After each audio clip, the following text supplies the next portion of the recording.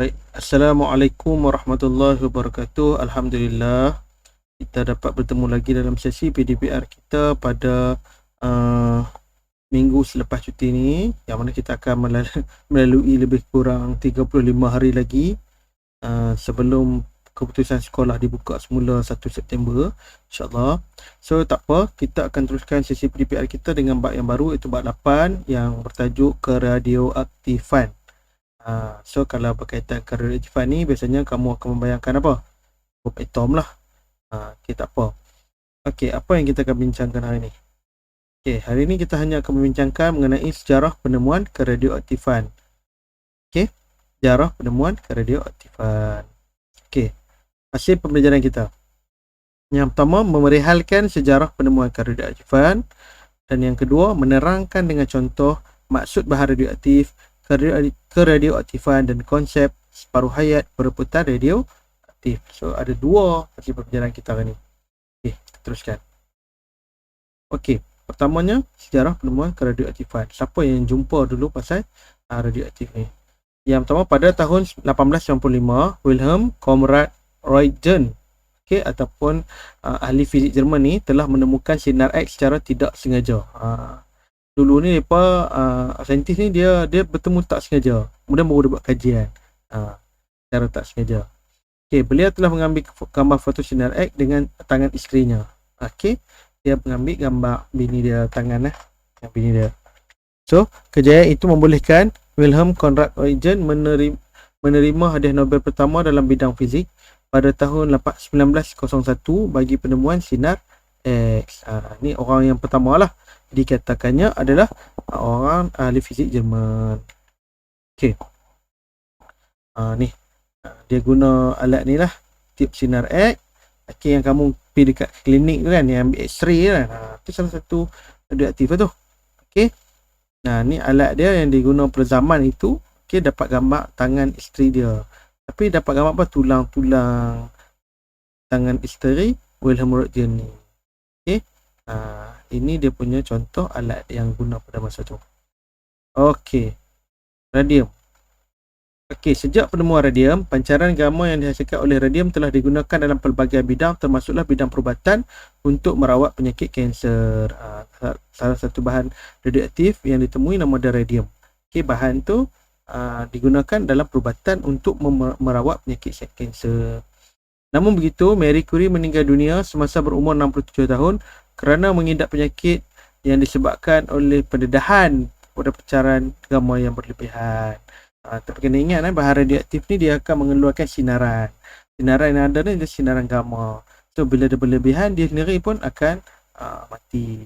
Okay, dia pun dah mati disebabkan penyakit yang melibatkan sinaran radioaktif. Okey. Antoine Henry Becquerel. Okey, pada tahun 1896, Antoine Henry Becquerel, ahli fizik Perancis, telah menjadi orang pertama yang berjaya menemukan keradioaktifan. Ni orang pertama yang betul-betul jumpa pasal keradioaktifan. Tadi dia jumpa sinar X 1895, tapi yang ni dia orang pertama yang menemukan keradioaktifan. Beliau menemukan satu subatan radioaktif, iaitu uranium, dan menghasilkan pancaran yang boleh menghitamkan plat fotografi, termasuklah dalam keadaan gelap secara tidak sengaja. Dia jumpa bahan radioaktif yang pertama uranium yang menghasilkan pancaran. Dan menghasilkan pancaran yang boleh menghitamkan plat fotografi. Plat fotografi ni kalau saja dia tidak akan hitam, tapi bila dia kena sinaran radioaktif, dia boleh jadi hitam. Pancaran tersebut juga dikesan berdasarkan ciri pengayonan. Oleh sebab itu, Antoine Henry Becquerel menerima hadiah Nobel dalam bidang fizik pada tahun 1903 bagi penemuan keradioaktifan. 1993 dia pula terima. Okey, plat fotografi yang dihitamkan. Ni bahan uranium. Okey, uranium, kemudian dia mengeluarkan pancaran arah alfa dan menghasilkan atom baru.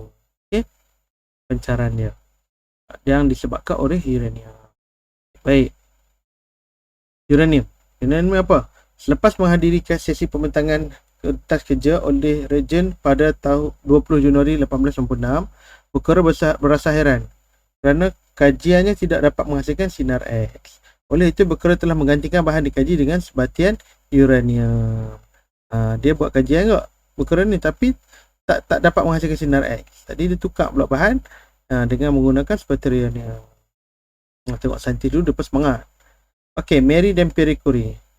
Okey, pada penghujung tahun 1897, Marie dan Pierre Curie, pasangan suami isteri, berjaya mengesan pencarian radioaktif melalui kuasa pengayunannya dan bukan melalui kesan fotografi. Bermula dengan biji uranium dikenali sebagai pigment. Mereka berjaya mengesat dua elemen iaitu polonium dan radium. Ni Marie dan Pierre Curie. Nama dia lah. Ini radium. Kemudian dia keluarkan sinaran pancaran gamma, dia dapat menghasilkan radium yang lebih stabil. Pancaran gamma daripada radium. Dan Marie Curie adalah wanita pertama yang menerima 2 hadiah Nobel, itu hadiah Nobel dalam bidang fizik pada 1903 dan hadiah Nobel dalam bidang kimia pada tahun 1911. Ni Marie Curie. Radioaktifan. Apa itu radioaktifan? Ini kita pergi pada tajuk dia lah. Maksud dia ialah proses perebutan secara rawak dan spontan bagi nukleus yang tidak stabil dengan memancarkan sinaran radioaktif. Proses perebutan ni maksudnya proses macam mana bahan radioaktif itu bertindak balas. Dia berubah tu jadi dipanggil perebutan. Bila dia kena sinaran dia ataupun dia kena tindak balas, dia akan menghasilkan atom baru ataupun atom lain dengan nukleus lain, dipanggil keradioaktifan. Sinar radioaktif terdiri daripada yang pertama alfa, zarah alfa. Ini simbol dia A. Yang kedua zarah beta ataupun sinar beta. Ini dia simbol beta. Dan yang ketiga sinar gamma. Ni ataupun ni simbol dia macam Y tu kan. Kalau kamu bisa dengar, virus COVID-19 pun dia ada COVID alpha lah, varian alpha, varian beta daripada India kan, delta lah, gamma daripada Brazil. Itu sebenarnya dia cuma ubah pada bentuk nak bagi jauh pada orang faham.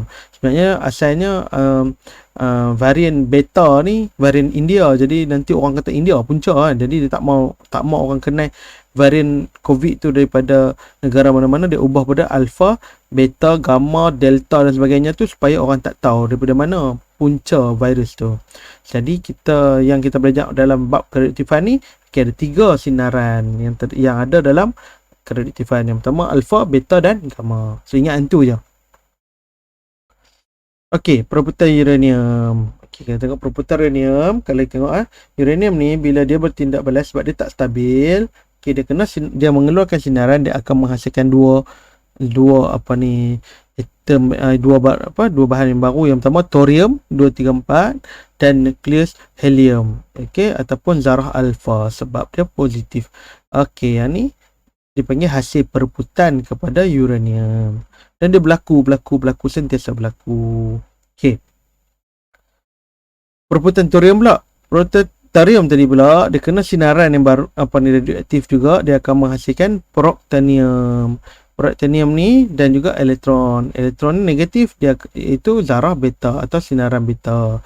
Tadi alfa tadi tembak thorium, dia menghasilkan proktanium dan elektron.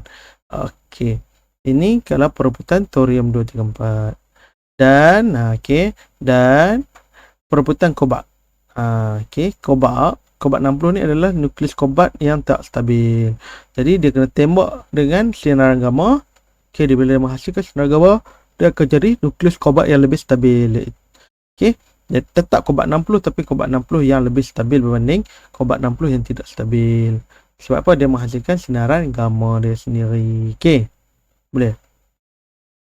Perebutan radioaktif. Jadi kita cerita dah macam mana tindak balas tu kan. Perebutan radioaktif adalah proses rawak dan spontan, iaitu nukleus yang tidak stabil memancarkan sinaran radioaktif sehingga nukleus tersebut menjadi lebih stabil. Dia bahan radioaktif ni dia tak stabil tau. Bila dia tak stabil, dia akan sentiasa mengeluarkan pancaran. Dia sentiasa membanyak. Jadi bila dia nak stabil tu, bahan yang terhasil tu yang stabil. Uranium ni tak stabil. Dan dia adalah contoh satu bahan seketa uranium. Dalam seketa uranium tu ada banyak biji atom. Okey. Atom dia tu berjuta atom tu tak stabil. Dan atom tu memancarkan cahaya, memancarkan sinar alfa ke beta ke gamma ke untuk mendapatkan satu atom yang baru. Dan tadi kalau kamu tengok daripada uranium dia akan jadi thorium. Thorium akan menjadi plutonium. Plutonium tu yang stabil. Thorium tu yang stabil. Uranium tu tak stabil sebab lagi mana dia memancar tu dia tak stabil. Okey, contoh unsur radioaktif yang punya nukleus yang tak stabil dan mereput secara spontan, dengan memancarkan senaran radioaktif. Dia tak stabil dan mereput secara spontan. Dia selalu bertindak balas dengan memancarkan sinaran radioaktif. Contohnya karbon 14, radon 222, thorium 234, uranium 238. Ini bahan yang sentiasa tak stabil. Bila tak stabil dia akan keluarkan cahaya dia untuk menghasilkan atom yang baru.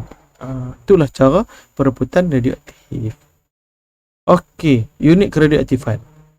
Bila ada unit keradioaktifan, dia ada 1 CI sama dengan 3.7 darab 10 kuasa 10 pereputan per saat.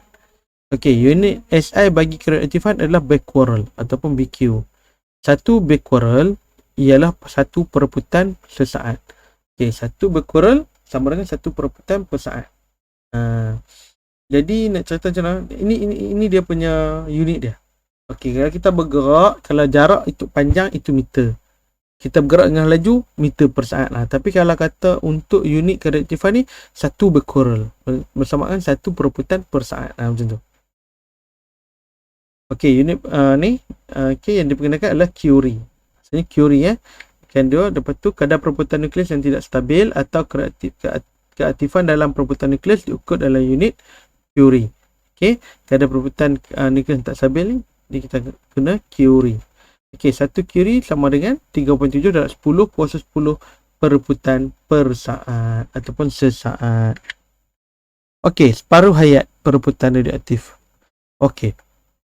Dia macam ni. Separuh hayat ni jadi satu benda jadi setengah. Berapa lama dia jadi setengah? Kalau kita tengok sini saat tu kita baca dulu apa maksud dia. Ialah tempoh masa yang diambil untuk bilangan nukleus yang belum satu mereput berkurang menjadi setengah daripada nilai asalnya. Dia sekata katalah saya ambil satu benda ni. Saya nak belah dia jadi setengah. Bila setengah nak jadi setengah tu ambil masa berapa lama? So jadi kita nak kira dia punya separuh hayat. Satu benda ni kita kan bahan radioaktif nak jadi setengah tu ambil masa berapa lama? Faham tak? Macam tu.